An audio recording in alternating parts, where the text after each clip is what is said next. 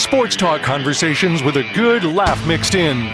This is the Sports Talk with Thetford and Ashby podcast from Double T 97.3, presented by Cantex Roofing and Construction.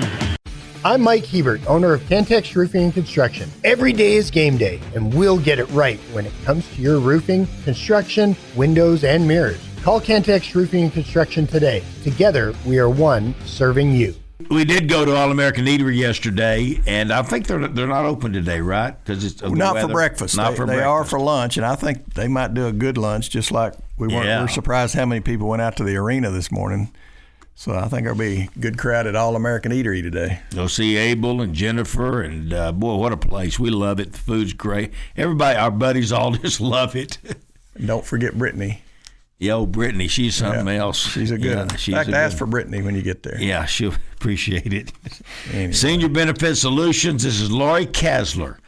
And if you have any questions on Medicare, and if you don't, you're not paying attention because you got questions because nobody knows what to do, and Lori Kasler does. I shouldn't say nobody because Lori Kasler does. She knows what you need and the best way to do it and to save you money. And they tweak it every year. Yeah, they change it every year. So. Well, that's the problem, isn't it? You can't ever figure it out because it's all brand new. They keep changing it on you. But Lori Kasler is the one to know and to help you with all of your Medicare needs, Senior Benefit Solutions, and she can help you. Well, let's see. We got us a Hall of Famer. We do? Ring of Honor fella on the line right now. Bubba, I appreciate it. Hey, you got internet problems? Got internet problems down here in the Mansfield area. You're in Mansfield. Is it snowing there? It's light snow, a little bit of sleet, cold. Well, I'm glad you didn't have to come to Lubbock today, although I wish you were here. Yeah, I hate that I had to we had to postpone it to a later date, but I didn't want to be in that weather. I've been in that weather before out there in that area, and that's something to deal with. Even though there it's better because it's flat. Well, and we've dealt with it a little more than the Metroplex folks. So right. Well, congratulations! We're so proud of you, and we of course all knew that this would be coming someday, and to be going in with Jason Sasser. Y'all are two of the all-time greatest ever to play at Texas Tech. I'm telling you, both of you. Thank you. I appreciate that. I was really shocked when they told me about it, but, feel good. I'm really honored and humbled and all that stuff, So looking forward to the ceremony. Bubba, were you shocked that it took them so long to put you in? Is that what you told them? No. What's a holdup here? No, that didn't shock me. I never even dreamed that I'd be selected to be in that Ring of Honor, with Dub Malace and the other guys that are in there. It's amazing. There's some really those Rick guys Bullock. there, Don't really forget Bullock. Rick. Oh yeah, Rick's up there, and of course Andre and Jim Reed. Jim Reed. I didn't really know Jim. I got a chance to meet Rick Bullock and visit with him. Really, really great guy. I guess it's been about 8 or 9 years ago. They had a reunion for Tech players, and he was there, and I visited with him, and that was. Well, really David nice. Roomed with Jim Reed out there, didn't you? Yeah, Dave? Yeah, no, but I did watch you play when I was a kid. Did you really? Yeah. Okay. I'm sure I did. I don't remember probably it. did. I remember Dub and Vernon Paul and some of that bunch, but that's back when we just had white guys on the team. Yeah. Hell, that's right. Was Jim a local guy? Wasn't he from a small school? I think almost all of them were back then. Yeah, pretty much. He was a great rebounder, and he wasn't that big, but so there's just those four, and now you and Sasser. Oh wow. Yeah, that's interesting there. Yeah, well, I'm telling you, and of course, Coach Bob Knott said that Andre Emmett's one of the most talented players he's ever coached in his life, and you were aware of that. Oh, Andre was a great player. He could really, really score. I remember, I think it was the first year we were there with Coach Knight, and we played Oklahoma and then Oklahoma State. And Oklahoma State, they were both ranked in the top 10, and Oklahoma State with Coach Sutton was really, really good defensively, and of course so was Oklahoma with Kelvin Sampson. But Andre torched them both for about 30, and they could not stop him. I mean, they couldn't stop him. And, he was a great player for us, and really fortunate to have a chance to, be involved with him when he was there at Tech. And, I'm really, really saddened about what happened to him. But, he was a great, great guy and a great player and everything. And before we leave Andre, talking about Andre could have quit at one time. Because were you on the staff that just had him run, what do they call those, up and backs? Or was he running up and down the the bleachers or something? Well, Andre's deal was, he had overslept at University of Texas. We were getting ready to play them, and he'd overslept, and Coach didn't let him play, and then he made him run 1,000 sprints, and gosh. He survived it, and like I say, it would have been if he didn't have great character, and great toughness, and he had some support behind him. I think his aunt was really instrumental in, making sure he got things done, and he pushed through it and he got it done, and went on to have. He was the all-time leading scorer in the Big 12, when he graduated from Tech. He's amazing.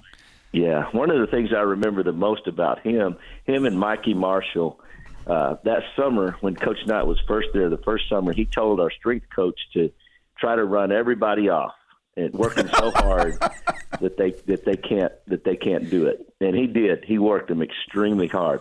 But those two guys, along with Andy Ellis, they went in the weight room, and I mean they worked, and they were just they didn't fuss or anything. They just got after it. They didn't complain. They just got their work done, and I was really, really impressed with that work ethic that awesome. Those guys showed in the weight room, and then they survived it, and I think that led to a lot of success later on for them. Let me ask you something, Bubba. You mentioned a second ago about Andre Emmett. They couldn't stop him. I was at a game in Hobbs, New Mexico, and Bubba Jennings was playing Clovis? They were playing Clovis, and we were there. And it was packed to the ceiling. You couldn't have got anybody else in there, and they couldn't stop Bubba. It was the craziest thing, and they knew they had to stop him, and they couldn't stop him. We were just in awe of what you did that night. I can't remember whether you won or not, but I think you did.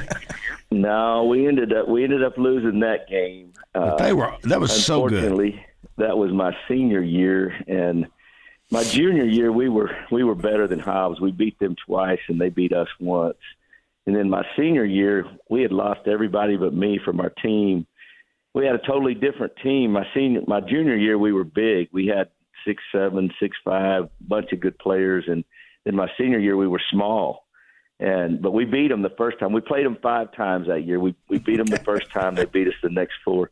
Matter of fact, they beat us in the state championship game, and I think the score was 101-94 or something like that. Oh, my gosh. In the state championship game. But, that game, I remember that game. I ended up with 30 in the fourth quarter. Did you see me standing down there on the end? You didn't see me waving to you? Yeah, okay. Well, I want to make sure everybody understands this. When Bubba says 30 in the fourth quarter, he didn't mean he had 30 total points in the fourth quarter. He had 30 points in the fourth quarter. Is that what you're saying?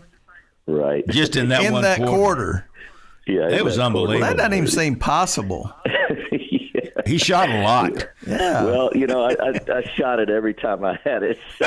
Well, Hobbs must have been feeding you because that's a lot of shots in one quarter.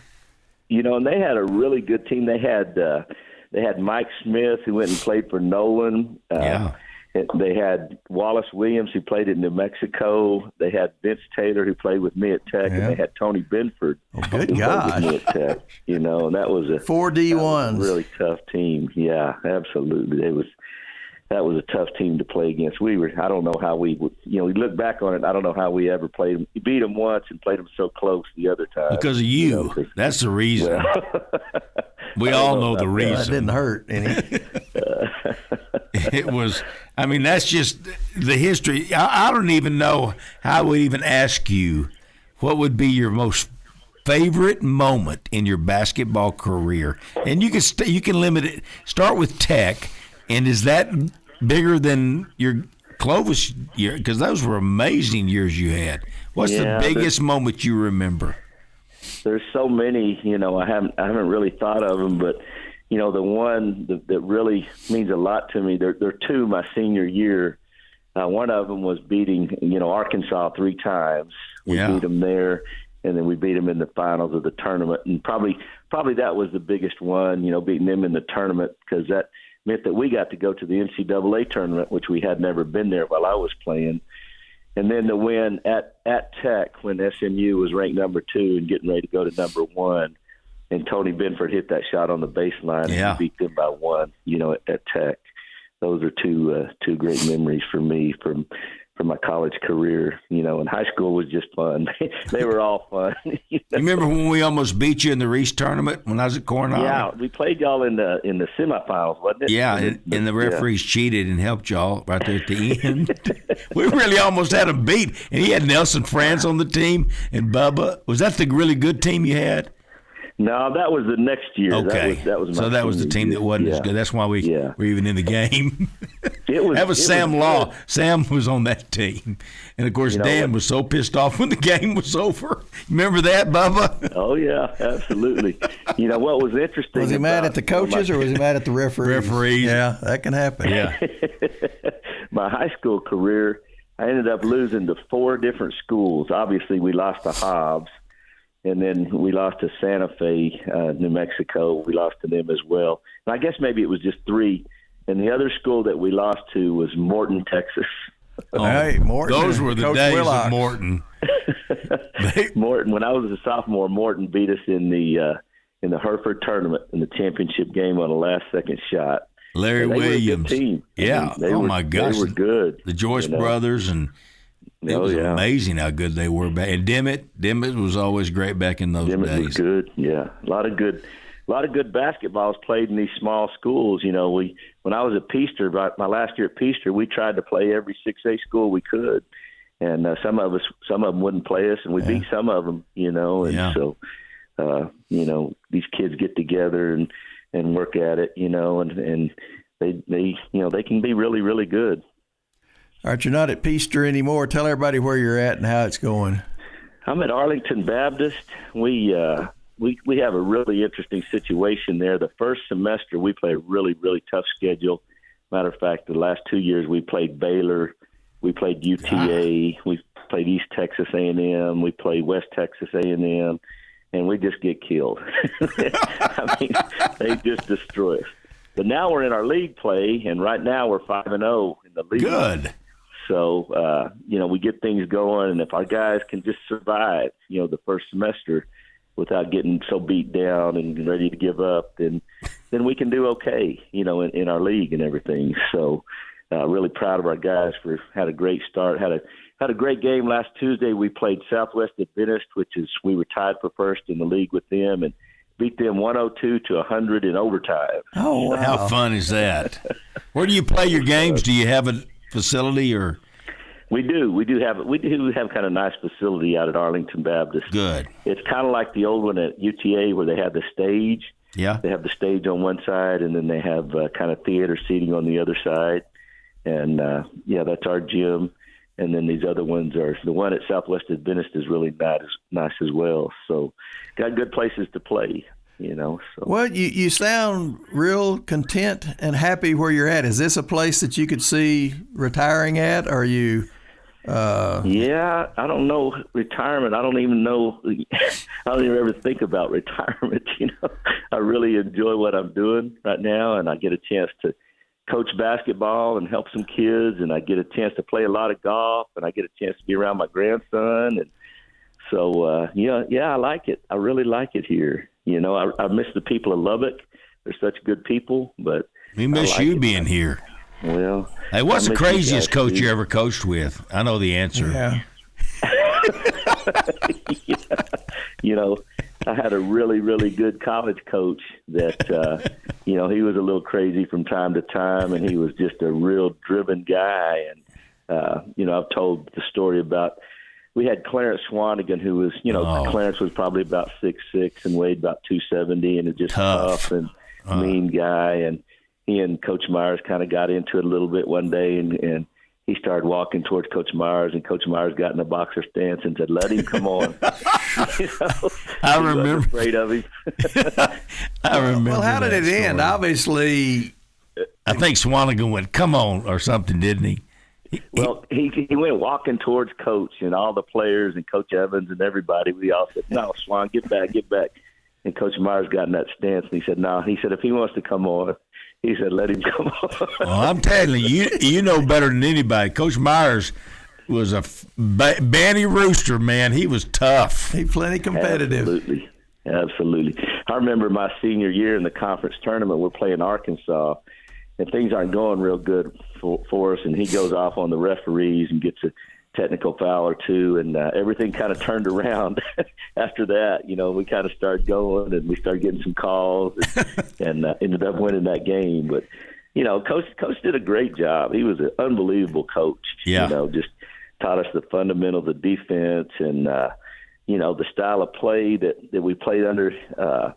You know, we were in the passing game, and he had guys screening for me all the time, and there's no way I could have, you know, done anything that I was able to do without that system that he had in. Was George Davidson for me? Who was assistant coach? I never got a chance to have him. You know, we had Coach Evans, and Brad Adkins. Was there, you know, and Coach Wall, Jim Wall came in late, and then Jerry Cass, you know, was a big part of it as well. Yeah.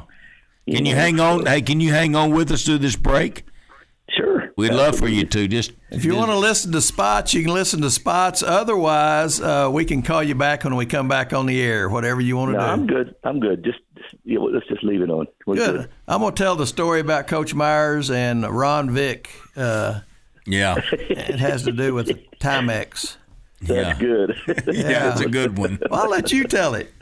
Hey, Bubba Jennings is here with us, and he was going into the basketball Ring of Honor today, but they changed it because of the weather, and it'll be on February 2nd against Kansas. Looking forward to that. That's going to be the date. So stay tuned, Bubba. We'll be right back with us. Sports talk conversations with a good laugh mixed in. This is the Sports Talk with Thetford and Ashby podcast from Double T 97.3, presented by Cantex Roofing and Construction. All right, I'll tell you about Mighty Wash here in Lubbock. They're all over town. You're really going to need Mighty Wash in about a week. Yeah. Because everybody's car is going to be filthy. And they're also down in the Permian Basin and eastern New Mexico.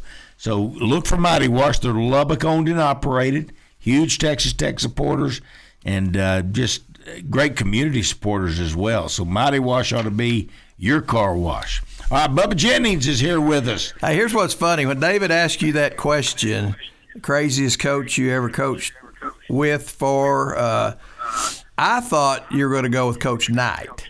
You went with Coach Myers, and David thought you were going to go with Billy Clyde. Well, so you've had some doozies. Billy Clyde's the one.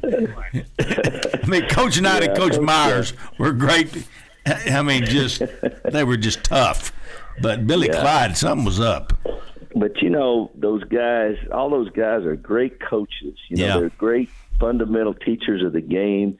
They were really, really involved in the defensive side of the ball. And, you know, I got a chance to learn from each and every one of them. And, you know, that's what I wanted to do when I went on the staff with Coach Gillespie. I told him at the beginning, I said, I don't care what position I'm in. I just want to learn from you, because he'd been really successful in what he'd done, especially at A&M, and they were always really tough to play against. And I wanted to figure out, you know, what kind of recipe he had to put all that stuff together, and learn from that and have a chance to, you know, maybe be a better coach down the road, you know. Well, and you mentioned Arlington Baptist. One of the things you really liked was the fact that you could golf, that there was time to golf.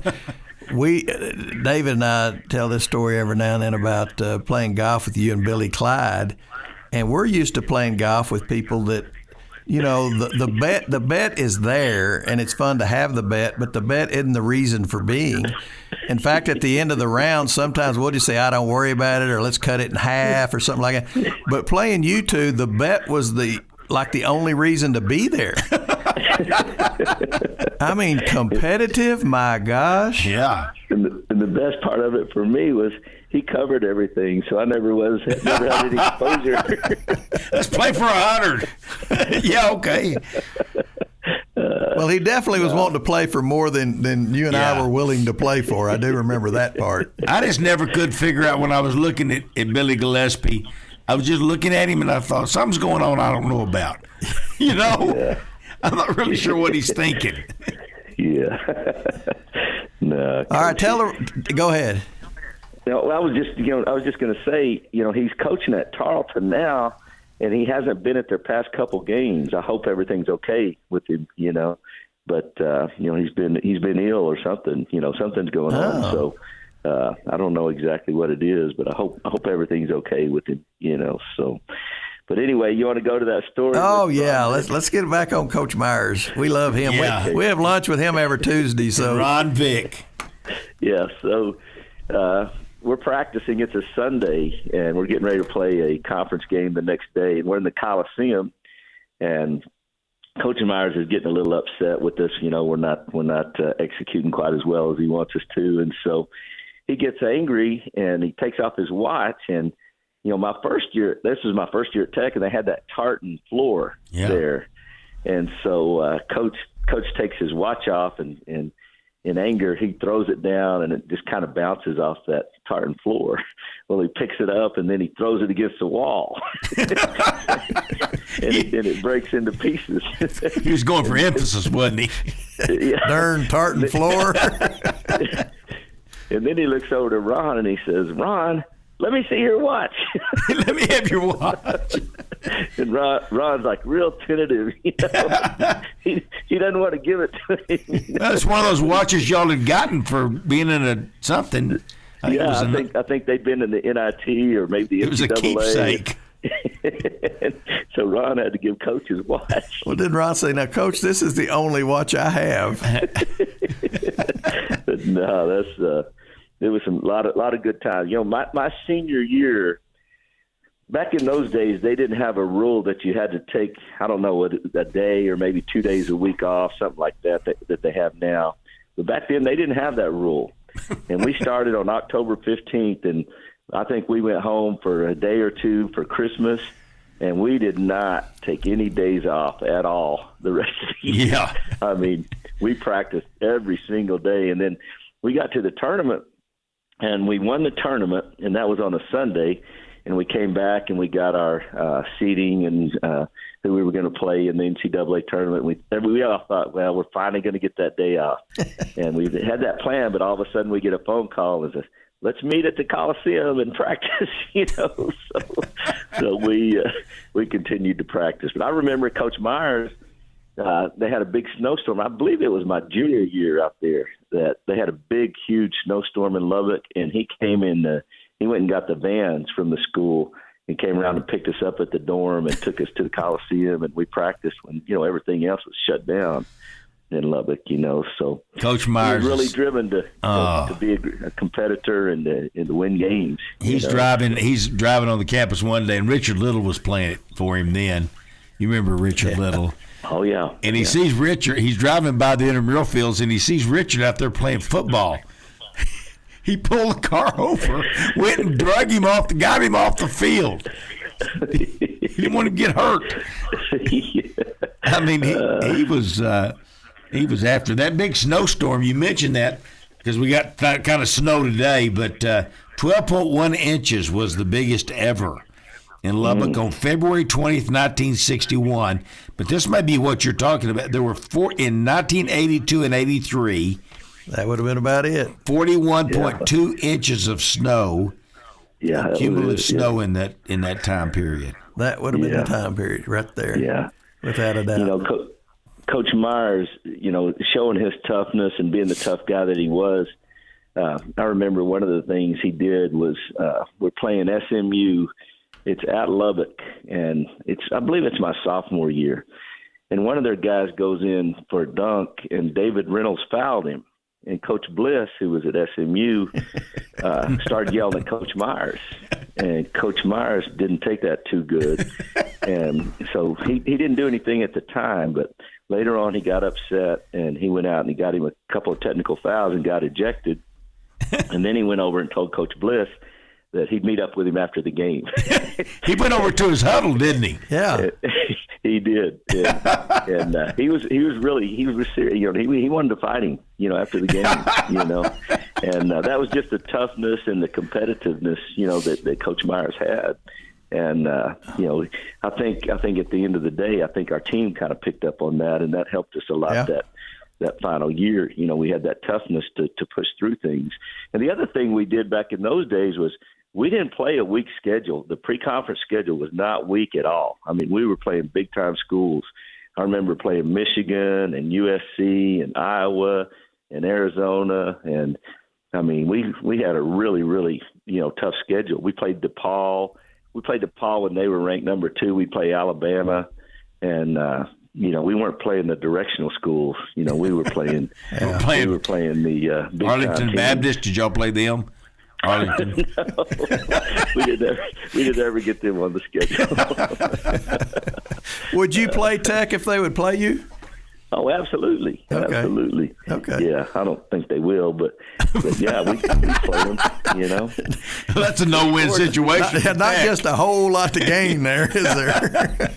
we scored 60 points against Baylor, so I was really, really pleased with that. I was literally. We started the game and they come down and they dunked it on us, and we go back and we ran this little backdoor play. We didn't get it, but our second option was a 3-point shot, and we got it and we made it. You were And ahead. I called timeout. And it was, Just enjoy it. Get a picture of that scoreboard. Yeah, there's 19:35 left on the clock, and we're up 3-2. And I called them together, and I said, "Boys," I said, "just look at that scoreboard. Look at that." I said, "You got the lead against Baylor." I said, let's enjoy it because you're ready to go get beat by about 50. So enjoy this right here. Now, that's good coaching right there, Bubba. You building them up. Let's enjoy it. I think we got them. That's so funny. It's amazing you'd play them. Well, I was so excited today for this induction. But Hey, are you watching your TV while you're on the phone with us? No, I can't because it's connected with the internet right now. I've got to get that fixed so I can watch the Tech game today. So I got to get something to happen where get the internet back up. So is it down all over Mansfield? Yeah, I don't know about that. That's what I got to check on when we get finished talking here, you know. So hopefully not. Hopefully it's just something going on over here we can get taken care of. what do you think about today? Hey, we're 2.5-point underdog. Houston drives me crazy. They play kind of like Hobbs did. They try awfully hard. I mean, they're all in your business. Yeah, they're tough. You know, I think Tech will beat them today. You know, I don't know how Coach McCassin does it because, you know, I watch him go out there against teams like Houston, and they played them really, really well there. And I think they have no chance. And then all of a sudden they got a chance to win the game. You know, and that's a lot like when Coach Knight was there. We would go out before the game and we'd watch UT and Kansas and Oklahoma and all them warm up, and we'd think there's no way we can play with these guys, you know. And then from time to time we'd go out and have some success and beat those guys, you know. So I remember when we had a big snow day and Kansas had came in. It was on Valentine's Day, and Kansas had come in to play, and we'd beaten them the year before. And walking on the floor, one of our managers said that Bill Self said that you know, we can't let Tech beat us again this year. They beat us here last year. We can't let that happen. And we end up beating them again there at Tech, you know. Good. And, you know, against Kansas, you know, that's a pretty good win. Yeah, you know, back in those days was really good.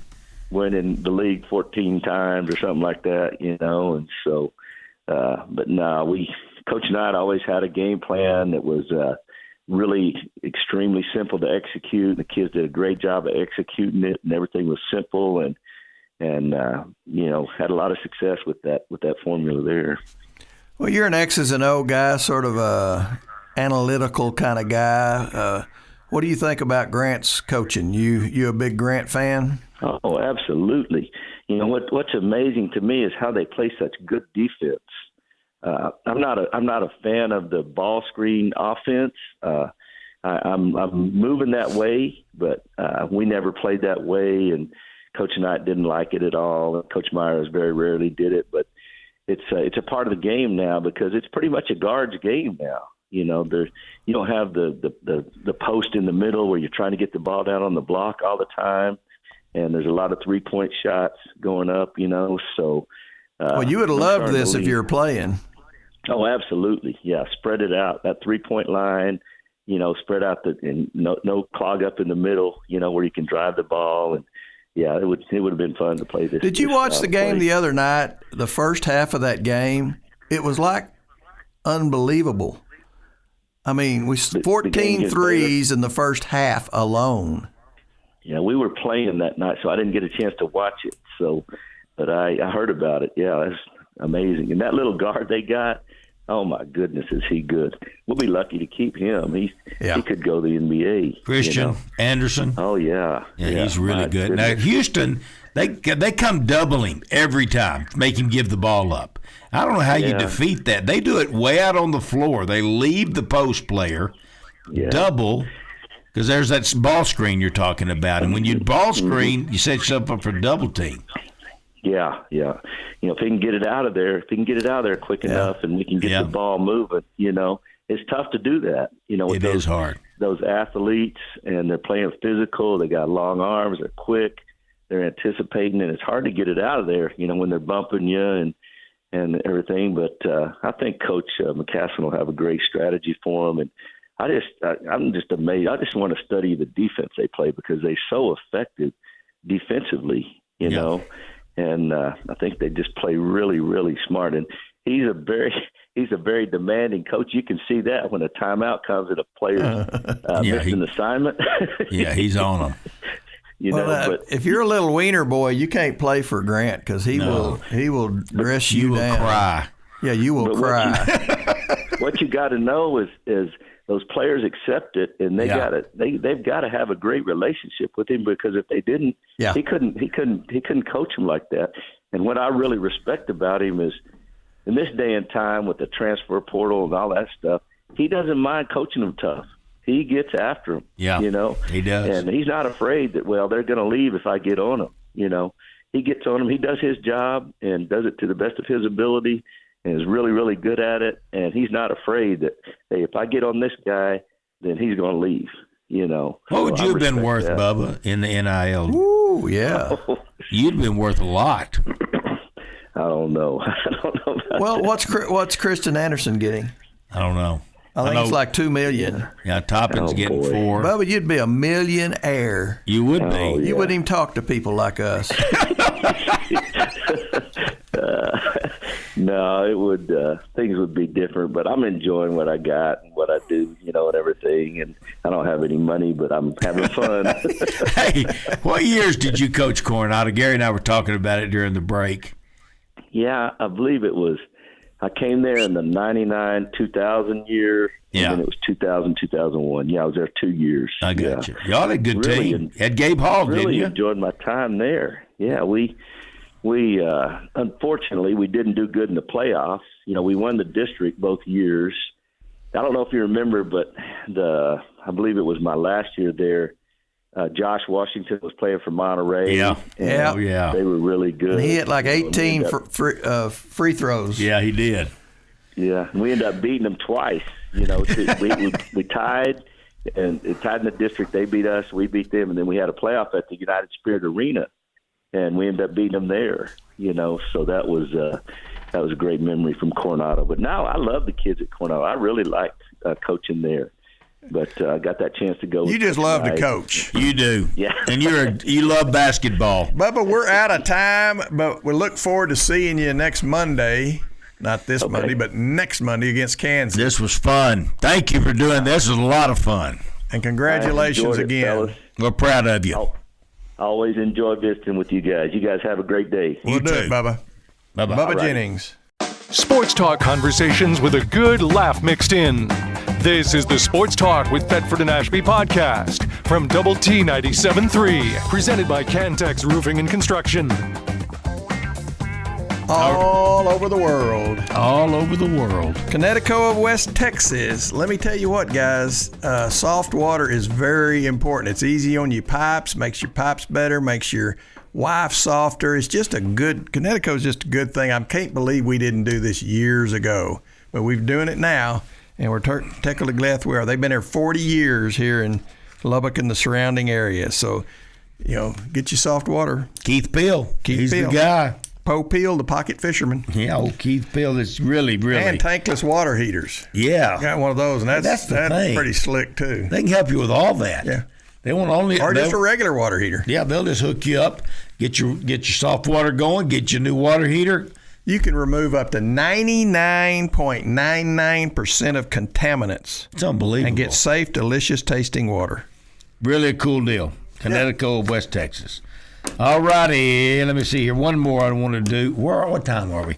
11 o'clock. Mission Service Company. This is my son Tanner. And you're really not thinking about your yard today because it's covered in white. But they do landscaping. They do Christmas lights. They do swimming pools. There's another thing you're not thinking about today. He's got a swimming pool as a part of his company now. But what he's really kind of focusing on right now is spraying these pad sites all over the Permian Basin and here in Lubbock and Levelland and Sundown, because they can kill all the weeds and keep them off. And I've been watching Landman, Gary. Yeah. So we go out to those well sites on TV, and you don't see any weeds, no greenery. Because Mission has been out there. Mission sprayed them all and killed them. He'd love to help you in his company. That I got. All right. Well, we're honored to have one of the greatest coaches in Texas Tech. History of all time. In the history of all over the world. That's right. And that is Wes Kittley. Coach, thanks for being with us today. You bet. Good morning, guys. Hey, the Corky, Texas Tech track and field, all track and field, it's hard for us to keep up for because not everybody goes to everything. But we had the Corky Classic. We've got our Corky shirt here today. This is one of your favorites, isn't it, Coach? I love it. Absolutely. No, that meet is it's just so special to me, and I know it is to you guys. Yeah. Our group that got together for lunch and everything, and it's just special. So I'm always going to honor him as long as I'm here. All right, Wes, who's the guy that today's track meet's named after? Well, we did Stan Scott. I don't know if you knew Stan Scott. I knew him well. He's a broadcaster with us. Yes, well, he started all of our association of officials. He is one of the most respected Olympics. He's worked Olympics, everything when he was live, and we needed officials. And he said, Wes, I'll be the director of your officials, and he started it years ago. And now, he built it up to where we have one of the best in the whole country, and we have about 100 to 125 officials that he most likely certified, every one of them when he was living. And now it's just grown, and he's just such a great human being. He stands awesome. Yes, we want to honor him. When I saw the Scott part of it, I thought, well, maybe it's some guy's last name was Stan and Jarvis Scott. Because Jarvis is the next week. Was a good one. Oh, really? Yeah. Well, she's February 13th through the 14th. Oh, I did not know that. Well, I'm glad you're honoring Jarvis. Yeah, we've got, the men's track coach, Corky, and then we've got Jarvis, who's the first ladies track coach, and then Stan just was so special. We wouldn't be where we are with our officials, and it's hard to get officials, guys. It's really hard, and he just knocked it out of the park with going out, hustling. He even got people from Dallas, certified best officials in the country, to come to our meets, and we have them now every week, and then the area around here, if you were going to do track meet, he certified you. So. Hey, Wes, this will take you back. Corky, I would help Corky, and you'd go in there, and Corky would hand you a stopwatch, and he'd say, okay, you got number 4. And you'd have to, here they'd come running, like the 60 meter dash. Here they'd come running, and you've got to time the 4th guy. And you wanted to be darn sure that the 4th guy's time wasn't faster than the 2nd guy's time, because you're doing it by hand. I'm number 3, and they're saying who's number 4, and I'm the 3rd timer, and I jump up and say, I got him, and you're behind me, and you're like, I thought I got him. Yeah, that's exactly right. It ain't easy, is it? Because it's close. That 100, and when they're coming in there and they're even, I mean, that's the way we did it in the old days. Yeah. You're right. Now it's electronic, right? Now it's all electronic and video. Yeah, I mean, we have a film that takes a picture of the, you just don't miss it, and it's in the lane. You know what lane they're in, and if you had a coach around, I mean, it's so clear now. You can see their face, you can figure out who it is. Well, does anybody ever challenge the electronics and you have to go to the? Absolutely. Okay, that's what I was thinking. They probably would. You have to call New York, see what they think. But well, I'll tell you what, you can't hardly fool it. I mean, you can almost prove it 99% of the time. That's awesome. Even more. Who won? And Coach, you do have to get the picture out, but sometimes. Yeah. You have this unique ability. How are y'all going to finish in the national meet? Well, you sound like Kirby. Because you got this uncanny ability. Well, I think we'll score 47 points. Well, it's on a napkin somewhere. It's amazing how good you are, determining how good y'all are. How good are you? Normally tell you that after our Big 12 championship. This is our second meet. Yeah. And by the time we get through Big 12, which is the end of February, and then we have a week off and we go to the NCAA, which is in Arkansas this year, then I got a good feel for it. But right now, we're just trying to get everybody qualified. We're trying to see our new faces along with our veterans and just bring them along. So we got a good team, both men and women, but I'm not ready to tell you where we're going to finish in the nation yet. But I probably will the week of. I'll be able to talk. But we're good. I can hear it in your voice that we're pretty darn good. No, I'm excited. It's a good group, and it's really fun when you got both teams that I think can fight for a Big 12 championship, and that's real important to us, having it here. And the girls have really taken off. Our men have been good for several years, but our women are really getting better, and so it's just more fun to have both teams, pulling for each other. That really is when they're both competing for that Big 12 championship. Hey, real quickly, you talked about the boys and the girls. Do you ever have any of your boys and girls go off and get married after they graduate? Because I had bat girls and players that got married. Absolutely. They break every rule. I tell them they can't date each other. They find out and go get married. Isn't that something? Okay. But they didn't date. No, we really have. I've had seems like more pole vaulters and things like that, but not necessarily. It's I wouldn't say it's rampant, but I would say, It's out of control. Rampant. It's contagious. Everybody's dating everybody. I can't get them to the meet. When you break up, that's the problem. Yeah, there you There's go. the problem. Yeah. Oh, shoot. So you do have a rule that you prefer. Is it a preference or is it a rule that do not date? Oh, I'd lose in that battle if I put that hard line. But I tell them, look, if you're going to date each other, then you've got to keep that away from the track, and you've got to, not let it affect you, especially if you break up or whether you're together. Guys and girls, we we're in the motels together, and we don't go in each other's rooms, and we try to do things right, and be unprofessional when you're on the trip, and when you're not, well, then you can date each other. Just don't let it be a distraction. See, the problem I see is you got like one really shiny female sprinter, and you got about 4 or 5 guys that are that are thinking that, hey, I like her. Well, you have to I tell like her them. too. You have to tell her that the best sprinter gets to be her boyfriend. Okay. That's just the way it works. That's the problem I'd see is there's a bunch of them after the shiny one. And then you can be motivated. You got to be motivated. That's well, exactly it does happen occasionally, but we haven't had much. We've got a good group of coaches, and they do a good job kind of keeping that stuff in its place. Okay, there you go. Hey, of all the guys you've ever known in the world, oh wow, how special was Corky Oglesby? Well, there'll never be another one like him. I mean, you guys know that. Yeah. And I wouldn't be here today. People don't even realize that. I'm sitting in a cafeteria. We called it the Bean at Abilene Christian, and I look up, and here's this Banny Rooster bouncing in there after a free meal. He said, "You want that Texas Tech job?" And I'm like, "Corky, what are you talking about?" He said, "Yep, it's going to be open." And I told Gerald they need to hire you. And I said, I definitely would be interested. It's always been my dream to get that job someday, and that's what started it. And I have no doubt that he wore Gerald out to hire me. He did. I promise you Bob he did. Kitchens, my good friend Bob Kitchens at UTEP was a Tech grad, and he wanted it, and I was just, I wasn't an ex. I thought, well, I'm not going to get it. I'm 40 years old. I'm a young guy. here's a veteran coach, and Gerald picked me. And I know Corky had a lot to do with it.